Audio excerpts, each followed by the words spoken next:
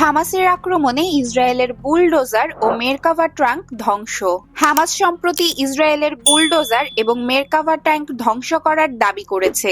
এই ঘটনা গাজা উপত্যকায় ইসরায়েলি বাহিনীর বিরুদ্ধে হামাসের চলমান আক্রমণের অংশ হিসেবে ঘটেছে।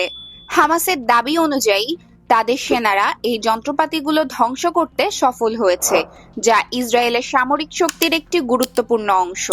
ইসরায়েলি বাহিনী তাদের শক্তিশালী মেরকাভা ট্যাঙ্ক এবং বুলডোজারগুলো ব্যবহার করে গাজার বিরুদ্ধে আক্রমণ পরিচালনা করেছে।